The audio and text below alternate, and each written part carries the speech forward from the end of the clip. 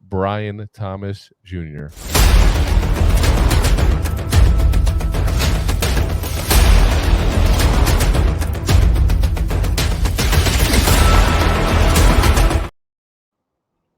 Oh, yes, there he is, the forgotten of the duo of LSU sometimes. And this is one of those scenarios where, again, we talked about a Washington where we go, you know what? There was three really good receivers. There's a high end quarterback there. Was it the quarterback? Was it the receivers? Was it a combination?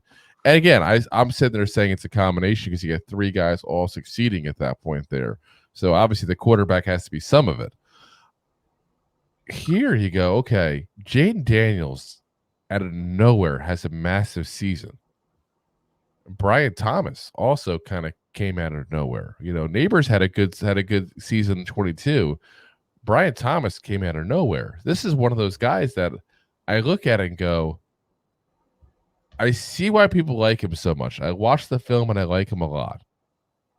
But I go, was he so good partially because Jaden Daniels went nuts this year all of a sudden?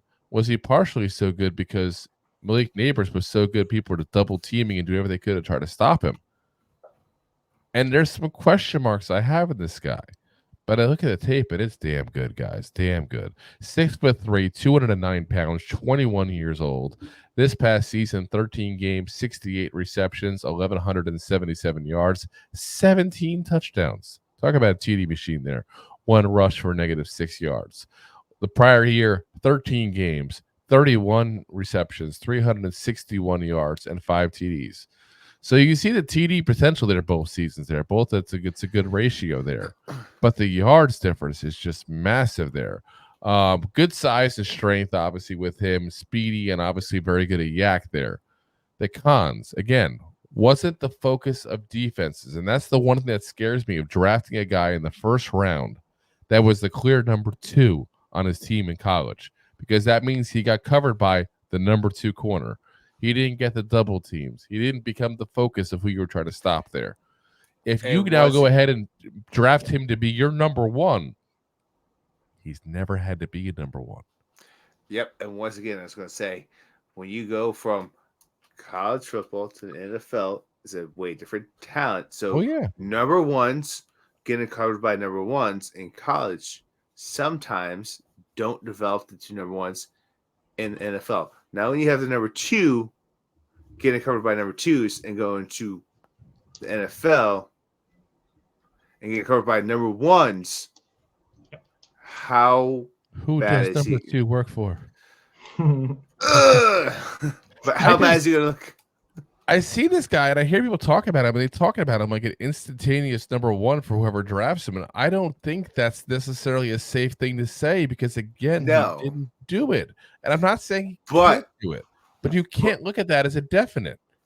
But also, what this guy could be is, once again, we said before, he could be a Robin somewhere else. You don't draft him to be your number 1, but you take him, like, if you're on that Super Bowl run, and if you got that dude at your wide 1, the Big Lebowski? The Big Lebowski is your wide 1. You take a guy like this at a cheap cost that gives you cap room to spend at other positions that you need to go on that Super Bowl run.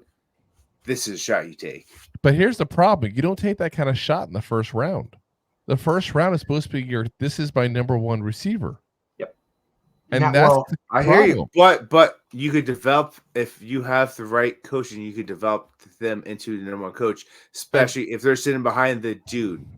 Yeah. But that's where you have to have that confidence. You have to have that confidence. You have to. And if you don't, you got to bypass it. If he went to, like, say, the Vikings, that's a good place to be developed and have a better chance, right? If you're looking at 3, if you're looking at him being the number 3 option, like, and being drafted, it would be in that scenario because you have Justin Jefferson and Jordan Addison, so he's number 3 now.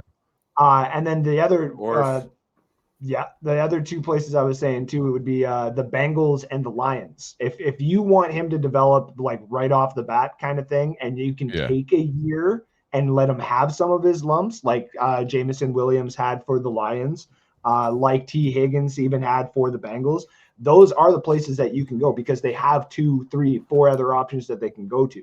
But they want you there for those big games. Yeah. Yeah.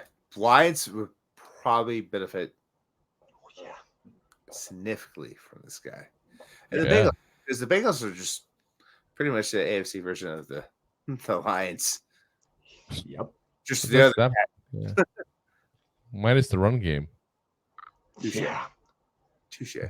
They don't quite have the running back there. Thanks for listening to Two Giant Goofballs, a New York Giants podcast. We appreciate your support.